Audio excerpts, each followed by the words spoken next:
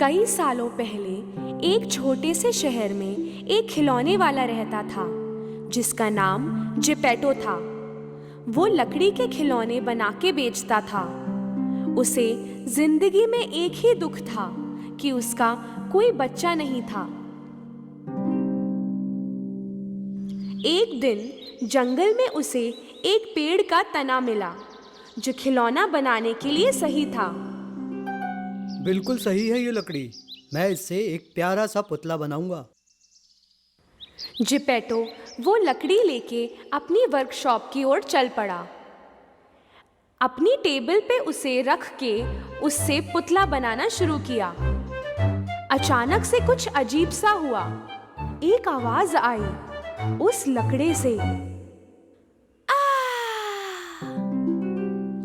पहले तो जिपेटो चौंक गया, पर फिर उसे लगा कि उसने गलत सुना और उसने पुतला बनाना चालू रखा और फिर वही आवाज वापस आई। लगता है मैं बुढ़ा हो गया हूँ। अब मेरे कान भी बजने लगे हैं। जिपेटो ने अपना काम चालू रखा। सबसे पहले पुतले का चेहरा बना, फिर उसके हाथ और पैर।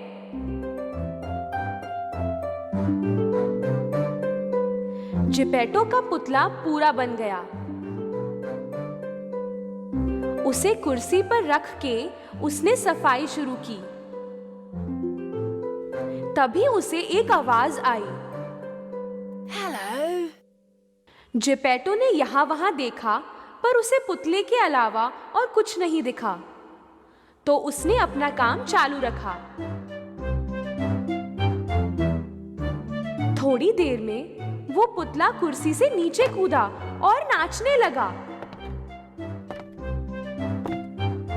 ये देख के जिपेटो का सर चकरा गया। अरे बाप रे, इस पुतले में तो जान है। ये कोई बच्चा तो नहीं था, पर बच्चों की तरह ही हंसता बोलता और नाच रहा था।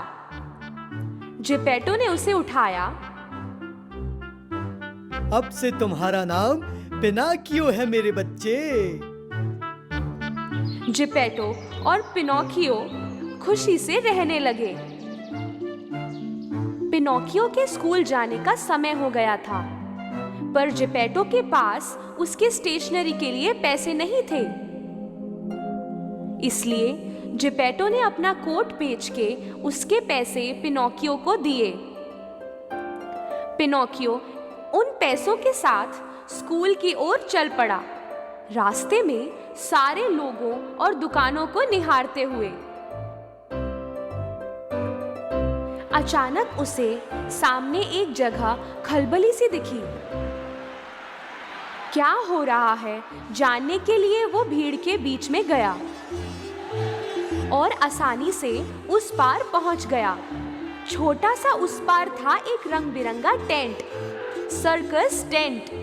वहां पे एक जोकर टिकट लेने के लिए लोगों को बुला रहा था। पिनोकियो को देखना था कि अंदर है क्या, पर उस जोकर ने उसे रोक लिया और कहा, अंदर जाने के लिए पैसे लगते हैं। पिनोकियो को उन पैसों का ख्याल आया जो जिपेटो ने उसे स्कूल के लिए दिए थे। पैसे हैं मेरे पास। उसने वो पैसे निकाले और जोकर को दे दिए। टेंट के अंदर बड़ा मजा आ रहा था। उसने वहां कुछ पुतले देखे जो स्टेज पे नाच रहे थे। ये दोनों भी लकड़ी के बने हैं। पिनोकियो भी स्टेज पे चढ़कर उनके साथ नाचने लगा, पर ये वहां खड़े दर्शकों को नहीं पसंद आया।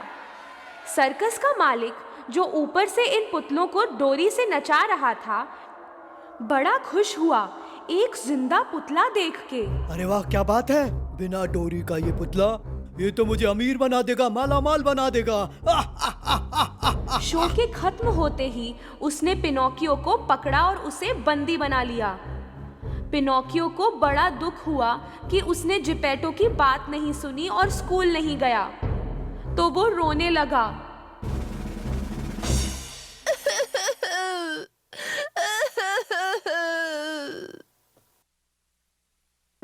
पिनोकियो को इस तरह अफसोस करते हुए देख एक फेरी वहां आई।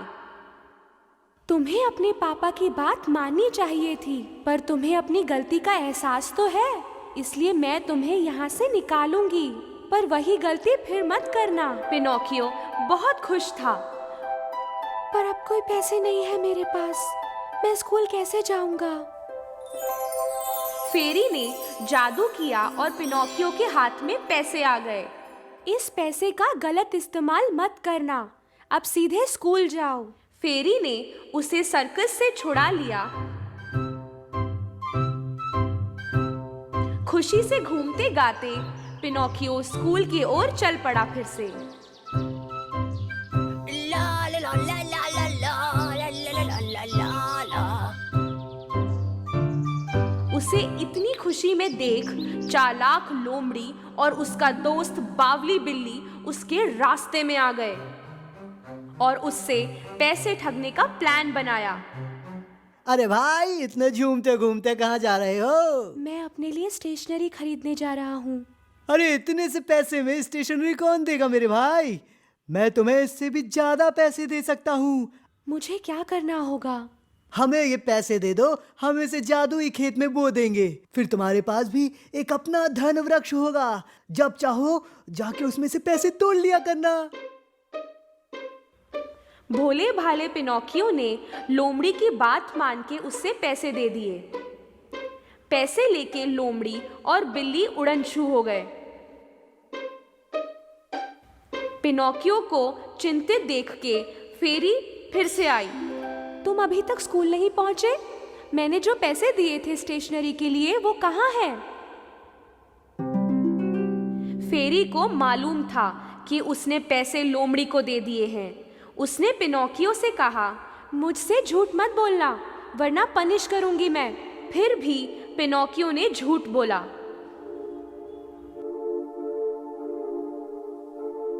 मैंने स्टेशनरी खरीद लिया पर स्कूल में रख दिया है। इतना बोलते ही उसकी नाक लंबी होने लगी। क्या तुम सच कह रहे हो? जैसे जैसे वो झूठ बोलता गया उसकी नाक और लंबी होती गई, इतना लंबा कि अब सर हिलाना मुश्किल हो गया था। अरे रे रे, ये क्या हो रहा है? फिर उसने फेरी को सच सच सब बता दिया कि क्या हुआ था। पिनोकियो ने सच्चाई का रास्ता चुना, इसलिए फेरी ने उसकी नाक ठीक कर दी। मैंने तुम्हें माफ किया क्योंकि तुमने सच कहा। जादू से उसने वो पैसे पिनोकियो को दे दिए जो लोमड़ी ने उससे लिए थे और उसे समझाया कि पैसे बर्बाद ना करे। फिर से पैसों को हाथ में लिए पिनोकियो झूमते गाते फिर से आगे बढ़ने लगा और अब एक नई मुसीबत सामने आई। सर्कस का मालिक जिसने उसे बंदी बनाया था वही खड़ा था।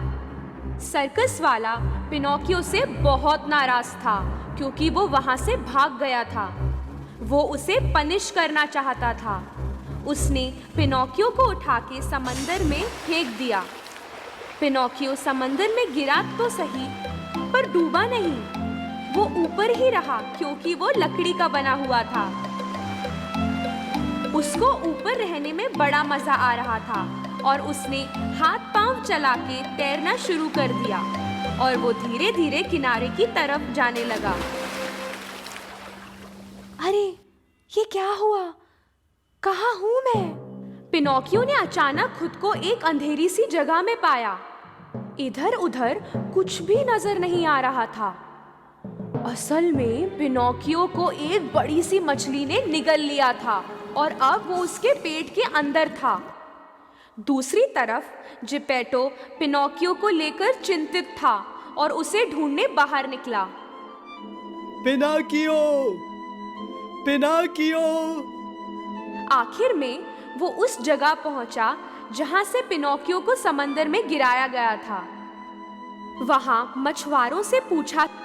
एक मछुआरे को पता था उस लड़के के बारे में। उसने बोला कि वो समंदर में गिर गया था।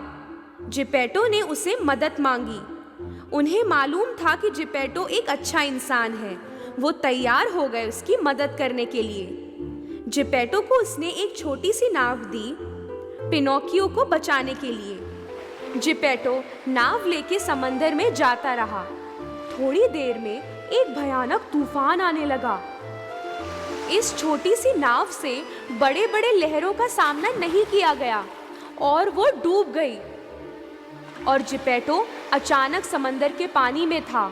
जिपेटो की उम्र बहुत ज्यादा थी और उसे तैरना भी नहीं आता था। वो समंदर की गहराइयों में जाने लगा। उसी समय जिस बड़ी मछली ने पिनोकियो को निगला था, उसी ने जिपेटो को भी निगल लिया। जिपेटो उसके गले से उतर के सीधा पेट में गया और उसे एक बच्चे के रोने की आवाज आई। उसे ये आवाज एकाएक पहचान में आ गई।